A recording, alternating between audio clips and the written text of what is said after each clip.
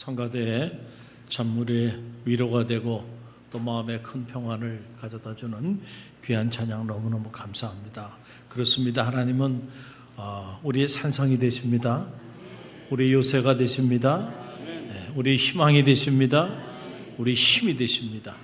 여러분, 그 하나님 앞으로 나아갈 때 언제나 하나님은 우리에게 이런 놀라운 능력으로 우리와 함께 하세요. 그 하나님을 신뢰하면서 강하고 담대하시기를 바랍니다. 오늘은 특별히 참 좋은 날이죠. 오늘이 특별히 더 좋은 날인 이유는 누군가 그러더라고요. 저보고 추남이래요. 추남, 미남이 아니고 추남이래. 가을 남자라고 하는 말이에요. 저는 참 가을을 사랑하는 남자인데 오늘 이렇게 아침 일찍 집에서 이렇게 나오는데 보니까 소리 없이 가을비가 내리더라고요. 이 가을비를 맞는데 너무너무 기분이 좋아지더라고요. 그렇게 더워서 우리가 어려웠는데 입추가 지나고 난 다음에 아침 저녁으로 기온이 달라지더니 야, 가을비가 오네. 할렐루야. 가슴이 막 설레이는 거예요. 가슴이 두근두근 뛰면서 야, 오늘 정말 특별한 성일이 되겠구나. 할렐루야. 그런 마음이 제 안에 있었습니다. 이 가을비로 인해서 메말랐던 모든 땅들이 이제 촉촉히 젖어져서 이제 가을에 풍성한 결실이 맺혀지는 역사가 나타나게 될 줄로 믿습니다. 단비죠, 단비야. 우리 옆에 있는 분들 바라보면서 당신은 가을비 같은 사람입니다. 우리 축복하며 합니다. 당신은 가을비 같은 사람입니다. 할렐루야. 그래요. 참 여러분 때문에 여러분이 지나가는 곳마다 생명이 살아나게 되기를 간절히 바랍니다. 이른 비와 늦은 비, 단비를 내려주셔. 단비 같은 존재야. 여러분 꼭 잊지 마시길 바라고요. 오늘 우리에게 주시는 말씀, 웃는 마음, 믿는 마음. 한번 따라해 보세요. 웃는 마음, 믿는 마음. 웃는 마음, 믿는 마음이라는 주제를 가지고 잠시 말씀을 우리가 차분히 나누기를 원합니다. 프랑스의 철학자 블레스 파스칼은 인간은 생각하는 갈대다. 한번 따라해 보세요. 인간은 생각하는 갈대다. 이게 무슨 말일까요? 여러분, 사람은 다 갈대처럼 연약하다는 거예요. 저도 연약하고 여러분도 연약해요. 그래서 언제나 환경에 따라 자라오러 치우치며 이렇게 살아갑니다. 그럼에도 불구하고 인간이 위대한 이유는 인간은 생각하는 갈대라는 거예요. 인간을 사유할 수 있는 능력이 인간에는 있다는 거예요. 그래서 우리가 어떤 생각을 품고 사느냐가 여러분 이것이 중요한 거예요. 그런데 기독교의 경전인 성경, 하나님의 말씀 안으로 들어가 보면 한 단계 더 나갑니다. 인간은 단순히 생각하는 존재일 뿐만 아니고 인간은 마음을 가진 존재야. 뭘 가졌다고요? 마음을 가진 존재다. 이게 무슨 말일까? 우리는 생각하기에 마음은 단순한 어떤 감정의 자리로 이렇게 생각하는 경우들이 있는데 그렇지 않아요. 이 레부라고 하는 하나님의 말씀이 우리에게 가르쳐주는 이 마음이라고 하는 것은 생각의 자리이면서 동시에 판단의 자리고 또 사랑의 자리이면서 결단의 자리이고 믿음의 자리이기도 하다는 거예요. 뭐가요? 마음이. 그러니까 우리는 마음속으로 생각합니다.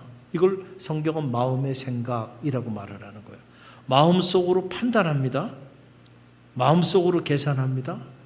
사랑도 여러분 온 마음을 다해 사랑합니다. 마음으로 사랑하는 거예요. 마음이 없는 사랑은 존재하지 않습니다. 그 사랑이 아니에요. 믿음도요. 마음으로 믿는 겁니다. 마음이 없이 믿음이 가능할까? 또 마음이 없이 어떤 일을 여러 의지를 가지고 결단하며 나갈 수 있을까? 그럴 수 없어요. 이 모든 것들이 레브, 우리의 마음 안에서 움직이는 거예요. 그래서 사람의 삶은 결국 이 마음에 따라 결정되는 거예요.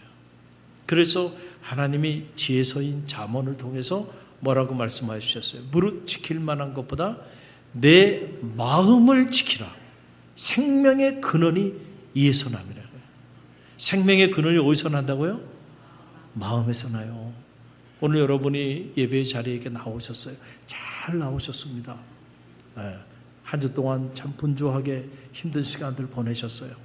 새로운 또 한 주 힘있게 출발하게 되기를 간절히 바랍니다. 자, 여러분들 모습 보니까 다 아름다워요. 그런데 이 아름다운 겉모습이 중요한 게 아니고 눈에 보이지 않는 지금 여러분의 마음이 중요하다니까요. 어떤 마음으로 나는 예배하고 있는 예배자인가? 어떤 마음으로 나는 찬양을 하나님께 올려드리고 있는가? 어떤 마음으로 나는 말씀 앞에 자리하고 있는가? 그거에 따라 여러분의 운명이 달라질 수 있다라고 하는 거예요. 그래서 하나님은 사람은 사람의 외모를 보고 판단하지만 여호와 하나님은 우리의 마음의 중심을 보신다는 거예요. 그러니까 하나님이 보시는 것은 우리의 마음입니다. 그 마음이 하나님 보시기에 아름답게 되기를 간절히 바랍니다. 이게 너무너무 중요해요. 여러분 보세요. 같은 현실을 만나도요, 어떤 사람은 절망합니다. 그런데 어떤 사람은 똑같은 현실 속에서도 희망합니다. 또 똑같은 고난을 겪어도요, 어떤 사람은 그 고난 때문에 불평해. 그런데 어떤 사람은 그 고난 때문에 오히려 하나님 앞에 감사하네. 여러분, 환경이 아니고요, 마음입니다. 우리가 어떤 마음을 가지고 살아가느냐에 따라서요, 이렇게 여러분 달라질 수 있다라고 하는 그런 얘기예요. 그래서 성경은 언제나 인간의 문제를 우리의 행동보다 먼저 마음에서 찾는 거예요. 창세기를 보면 이 사실을 우리가 잘 알 수 있는데, 자, 창세기 6장에 보게 되면 하나님이 노아 시대의 사람들을 심판하시는 안타까운 이야기가 나와요. 왜 하나님이 노아 시대 사람들을 심판하셨을까? 그들의 마음이 항상 악하였기 때문에 그렇다는 거예요. 뭐가? 마음이 악하였기 때문에. 그래서 여러분 창세기 6장 5절 말씀에 보면 그 기록이 나옵니다. 함께 읽어봅니다.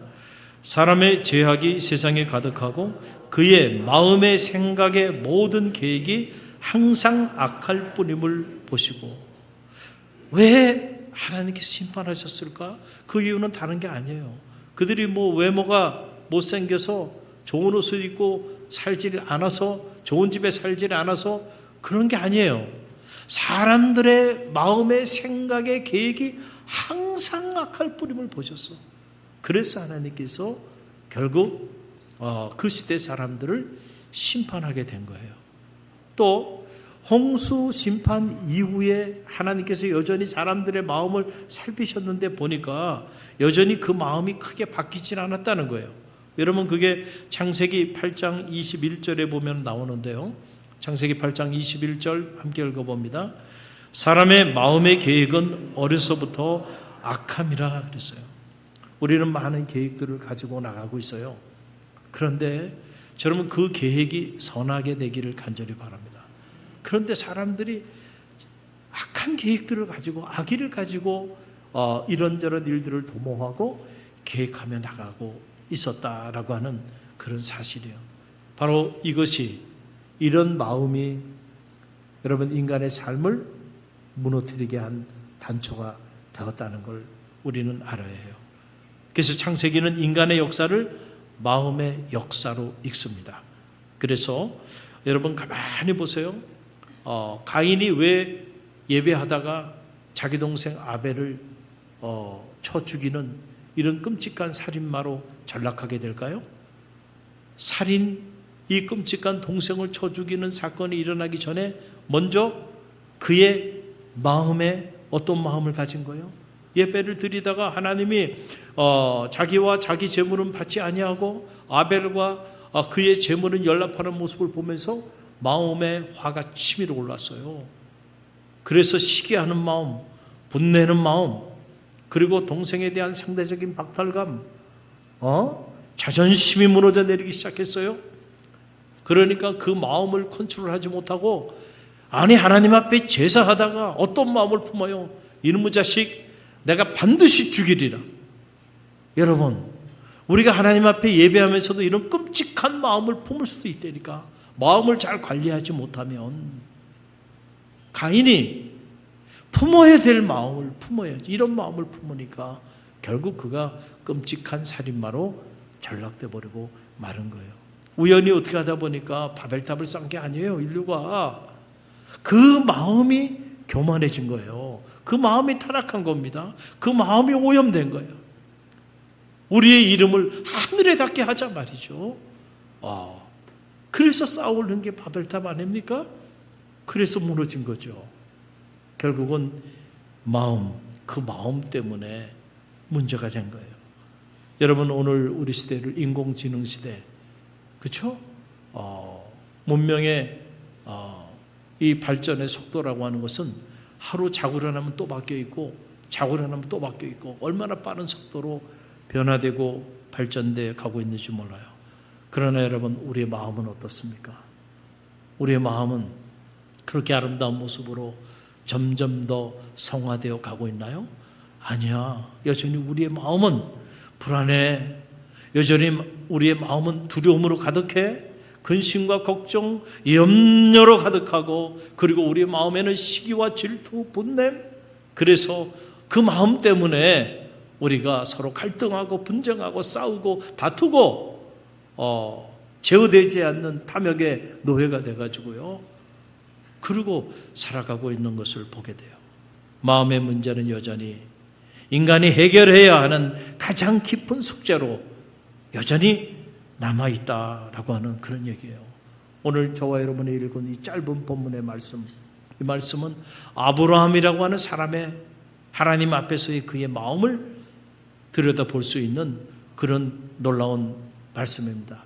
아브라함, 우리는 흔히 믿음의 조상이라고 말을 하잖아요. 그러나 그가 믿음의 조상이 되기 전에 그의 마음이 어떤 상태에 있었는지 우리가 한 자락 들여다볼 수 있는 그런 놀라운 말씀이에요.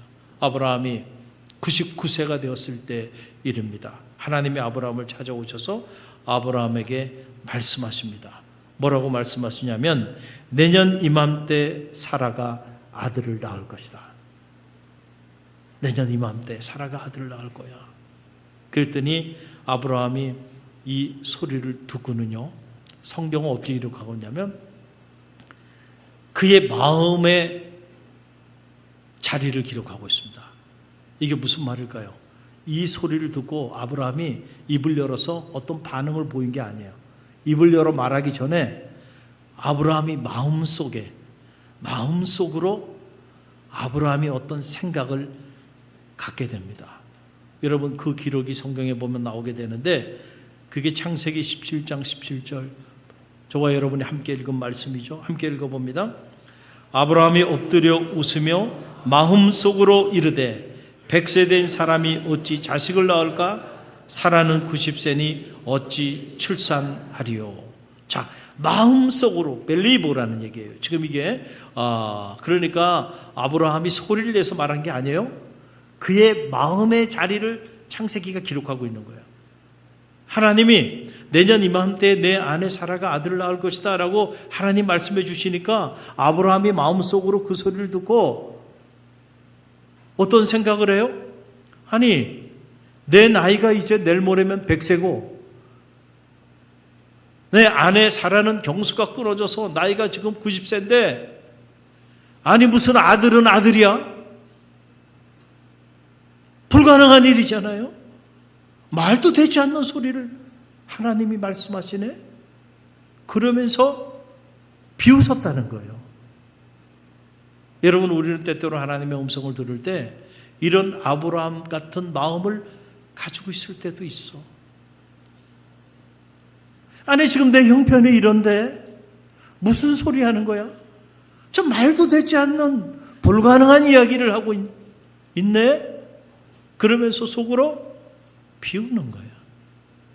아마 오늘 이 자리에 여러분들 중에 이런 아브라함처럼 하나님의 음성을 들으면서 여러분의 현실과 비교해 가면서 그 말씀을 여러분 비웃는 분도 이 자리에 있을 수도 있으리라 생각해요. 왜냐하면 아브라함도 그랬는데 열국의 아비, 믿음의 조상인 아브라함도 여러분 하나님의 음성을 들을 때 현실과 가능성의 이 격차 속에서 그가 이렇게 비웃으면서 마음속으로 나는 나이가 100살, 내일 모레 100살이야. 아내는 경수가 다 끊어졌어. 말도 되지 않는 소리. 하나님의 음성을 들을 때 우리는 그렇게 생각할 수도 있다라고 하는 그런 사실이에요. 말씀이 선포되면요, 그 말씀을 들으면서 여러분은요, 지금 다 입을 다물고 계시잖아요. 말은 안 하셔. 그런데 마음으로 다 생각하고 계산한다니까. 계산하시죠? 다 생각해요. 마음속으로 다 생각하면서 여러분 스스로 마음에 이 나이에 어떻게 정말 그것이 일어날까? 이게 정말 가능한 일이야? 여러분 스스로 마음속으로 이런 생각들을 하면서 때때로 여러분 아브라함 같은 웃을 때도 있다라고 하는 그런 사실이에요. 여러분 덴마크의 철학자 세렌 키르케가르라고 하는 실존주의 철학의 대부죠. 이 사람이 이런 말을 했어요. 우리 함께 읽어봅니다. 가능성과 현실 사이에서 살아가는 존재. 누가? 인간은 가능성과 현실성 사이에 살아가고 있다. 이게 무슨 말이에요? 자, 우리가 이걸 영적인 말로 표현하자면 이러는 거예요. 우리가 믿음의 길을 걸어가는 것은 언제나 이 사이에 있어요. 하나님의 가능성이 있어요. 언제나. 그리고 나의 현실이 있어. 그렇죠? between 하나님의 가능성 and 나의 현실 사이에서 나는 자리하고 있어. 그러니까 늘 이 사이에서 때로는 갈등해. 하나님의 가능성을 보면 못할 일이 없어. 그런데 내 현실을 보면 불가능한 일이야. 그러니까 이 하나님의 가능성과 내 현실 사이에서 언제나 내가 갈등하고 범민하는데, 여러분이 하나님의 가능성 쪽으로 더 치우치게 되면 그때부터 믿음의 역사가 나타나는 거예요. 할렐루야. 믿음이라는 건 다른 게 아니에요. 여러분의 현실을 바라봤던 여러분이 하나님의 가능성 쪽으로 여러분의 눈을 돌리는 사건이 그게 믿음이에요. 그 믿음이 없으면 언제나 내 현실을 바라보는 거예요. 그 내 현실을 바라보면 아무리 하나님이 약속하시고 하나님 말씀하시고 하나님이 하시겠다고 하더라도 내 스스로 마음속에 It's impossible, 불가능하다는 거예요. 현실에 맞지 않는 이야기라고 스스로 그렇게 생각해요. 그러니까 그 생각대로 살아가는 거예요. 평생을 믿음의 길을 걸어가도 한 번도 믿음의 역사를 실제로 체험하지 못한 분들도 있을 수 있다는 거예요. 이분들이 사실은 실제적 무신론자들입니다. 10년, 20년, 30년 살았는데 믿음의 능력을 체험하지 못했으니 이 사람이 실제로 그 믿음의 세계를 믿겠습니까? 안 믿어요. 실천적 무신론자들입니다. 더 무서운 사람들이에요. 우리 중에 그런 사람들이 한 사람도 없게 되기를 간절히 바랍니다. 갈등할 수는 있어. 내 현실을 보면 하나님의 그 가능성, 그 놀라운 일이 이루어질 거라고는 상상이 안 되니까. 그러나 여러분, 거기서 머물지 않게 되기를 간절히 바랍니다. 믿음은 거기서 시작할 수 있지만은 그러나 아브라함처럼 성장하게 되기를 간절히 바랍니다. 할렐루야. 여러분, 이것이 중요하다라고 하는 거예요. 하나님의 약속의 말씀을 들으면서도 우리는 마음속으로 자꾸 계산해요. 지금 경제가 이렇게 어려운데 내 나이가 지금 몇 살인데 이 나이에 무슨 새로운 일을 계획하고 새로운 비전을 가지고 새로운 꿈을 꾸나. 자, 내가 지금 건강의 문제로 인해 이렇게 어려운데 이 건강의 문제가 해결되겠어? 아니, 내 자녀의 문제 가지고 내가 이렇게 힘들어하는데 그 자녀가 이것도 해보고 저것도 해봤는데 그 자녀가 하나님이 변화시키면 변화될까? 해주시면 치유될까? 자꾸 우리는 그런 생각을 하는 거예요.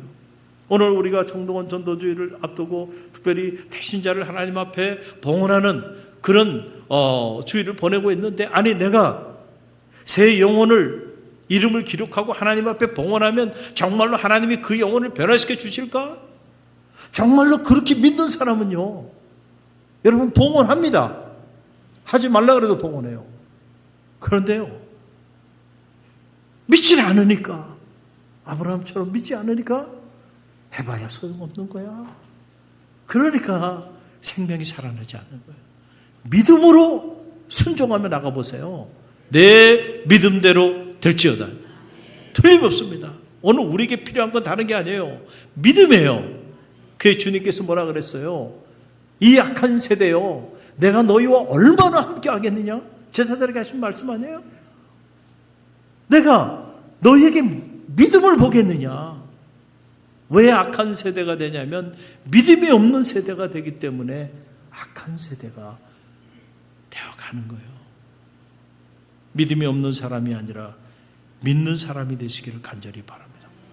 아브라함은요, 자, 마음속으로 이렇게 내 나이 100세, 아내의 나이 이제 90이 돼서 경수가 다 끊어졌으니까 이 나이에 무슨, 마음속에 그런 마음을 품으니까요, 아브라함이 곧 입을 열어서 하나님 앞에 뭐라고 말을 하냐면 창세기 17장 18절 말씀 보세요. 오늘 본문의 말씀인데 함께 읽어봅니다. 아브라함이 하나님께 아뢰되 이스마엘이나 하나님 앞에 살기를 원하나이다. 아브라함이 하나님 앞에 이런 말을 하는 거예요. 내년 이맘때에 내 아내 사라가 아들을 낳을 것이라 그랬더니 그의 마음속에 먼저 무슨 말도 안 되는 소리를 하죠. 내 나이가 내일 모레 100살이고 아내가 90이야. 이런 부정적인 마음을 가지고 하나님 말씀을 들으면서 속으로 쓴웃음을 짓고 비웃은 거예요. 그러고 난 다음에는 드디어 아브라함이 입을 엽니다. 그러면서 하는 말이 이스마엘이나 살기를 원합니다. 이게 무슨 말이에요? 이스마엘이 누군가요? 하나님이 75세의 아브라함을 부르세요. 부르실 때 하나님이 약속을 하나 하십니다. 그 약속이 바로 뭐냐면 내가 내게 지시할 땅으로 가기만 하면 내가 너로 큰 민족을 이루게 할 거야. 내 이름을 창대케 할 거야. 너는 복의 근원이 되게 할 거야. 누군가 너를 축복하면 내가 끝까지 그 사람을 축복할 거야. 그러나 누군가 너를 저주하면 반드시 내가 그를 저주할 거야. Source of blessing. 너는 축복의 근원이 될 거야. 얼마나 가슴 뛰는 약속입니까? 자, 그 약속을 붙잡고 아브라함이 갈 바를 알지 못했지만은 하나님 지시할 땅으로 나아간 거야. 그런데 10년의 세월이 지났어. 아무런 역사도 나타나지 않아요. 10년이 지난 거예요. 그런데도 자식 하나 없어. 그런데 무슨 하늘의 별처럼 해변의 모래알 같은 민족을 허락해 주시겠대. 말도 되지 않는 소리잖아요. 그러니까 사라가요, 아브라함을 부릅니다. 그리고 성경에 자세히 나와 있지 않지만은 아마 제 상상력을 동원해 보면 사라가 그랬을 거예요. 여보, 정신 좀 차려. 정신 좀 차려. 우리가 지금 나이가 몇 살이야? 이제 86세야. 10년의 세월이 지났어. 우리 무죄하잖아. 이러다가는 대를 잇지도 못하겠어. 무슨 열국의 아비가 되고 큰 민족을 이루고, 이 말 같지 않은 소리 그만하고 내가 내 몸종을 당신에게 줄 테니까 이 몸종에게 들어가서 우리의 대를 잇자. 그래서 애굽 여종 하갈이라고 하는 그 여인을 사라가 누구에게 넣어줘요? 아브라함에게. 아브라함이 그걸 좋게 여겨서 같이 동침을 하게 됩니다. 그래서 얻은 아들이 누구예요? 이스마엘이야. 내년 이맘때 내가 아들을 낳을 것이다. 그랬더니 아브라함이 하나님 앞에 아들을 낳아? 참 말도 되지 않는 소리를 하시네. 그러면서 차라리 이 이스마엘이나 살기를 원합니다. 이 이스마엘이나 하나님 앞에 살아갈 수 있도록 해주세요. 쓸데없는 얘기 그만하시고요. 뭐 이런 얘기예요. 지금 이 성경의 내용이 보면, 여러분, 우리는 때때로 믿음의 길을 걸어갈 때 우리도 하나님 앞에 이렇게 반응할 때가 있지 않을까 싶어요. 이스마엘은 내 계획을 가지고 내 노력을 가지고 그렇죠? 내 재간으로 얻은 아들이죠. 그렇잖아요. 약속의 아들이 아니잖아요, 이스마엘이. 그러니까 하나님의 약속이고 뭐고 다 필요 없다는 거예요. 내 계획이나 내가 노력해서 얻은 결실인 이 이스마엘, 내가 지금 내 손에 확실하게 잡고 있는 내 현실에 가장 가능성이 있는 것은 이 이스마엘 내 아들이라는 거예요.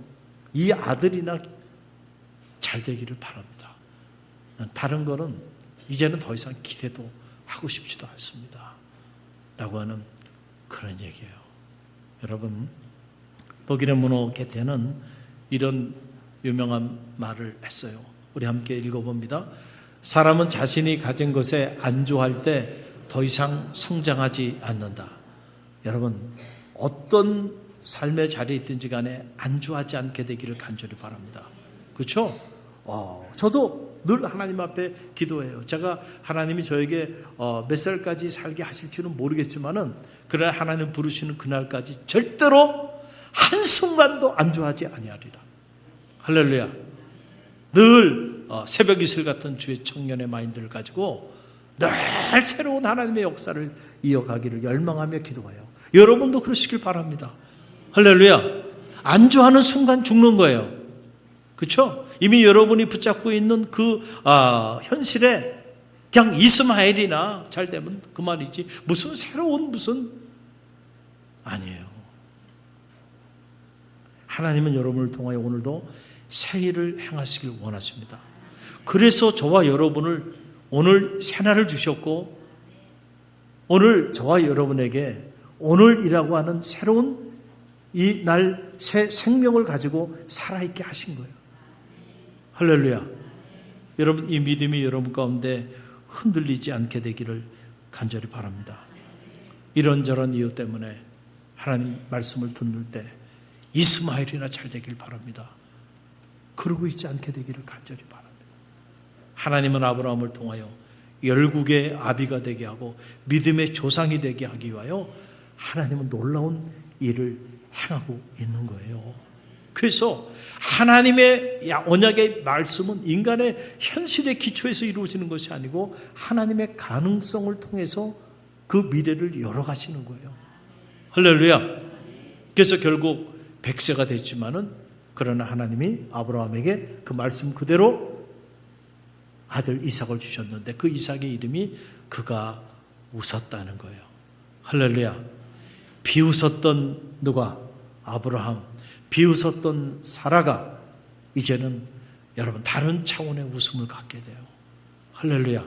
그래서 그의 이름을 이삭이라 이렇게 졌어요. 그래서 아브라함이 어떻게 바뀌냐면은 그 100세에 얻은 이삭조차도 하나님이 산 제물로 바치라고 하는데 여러분 그 100세에 얻은 아들을 모리아산의 산 제사로 제물로 바치기 위해서 그 미래를 향해서 나가는 그런 위대한 믿음의 사람으로 아브라함이 뒤집어지는 거예요. 그럴 때 여호와 이레의 축복을 누리고 열국의 아비가 되는 역사가 나타나게 된 거예요. 사랑하는 성도 여러분, 오늘 이 아침에 주님 품에 잘 나오셨습니다. 오늘 여러분은 어떤 믿음으로 예배하고 있습니까? 하나님의 음성을 들을 때 여러분은 어떤 마음의 자세로 하나님의 음성을 듣고 있습니까?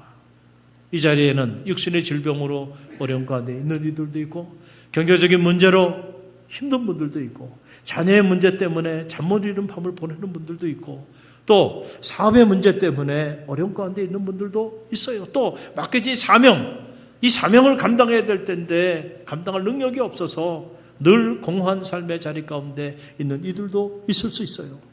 그러나 여러분, 그것은 여러분의 현실입니다. 그러나 하나님은 여러분의 현실을 넘어서 일하십니다. 믿으시길 바랍니다. 할렐루야. 내 믿음대로 될지어다. 믿음이 없이는 하나님을 기쁘시게 하지 못하나니 하나님께 나아가는 자는 그가 자기를 찾는 자들에게 상 주시는 자이심을 믿어야 할지니라. 사람이 할 수 없는 그 일을 하나님은 하실 수 있나니라. What is impossible in man is possible in God. 우리가 할 수 없는 그 일을 하나님은 얼마든지 하실 수 있다고 하는 여러분 이 사실을 믿게 되길 바랍니다. 그래야 여러분이 believer, 신자, 믿음의 사람이 되는 거예요. 그래서 하나님의 역사를 이루어 나가는 능력 있는 그리스도인들이 되길 간절히 바랍니다. 우리 함께 기도합니다.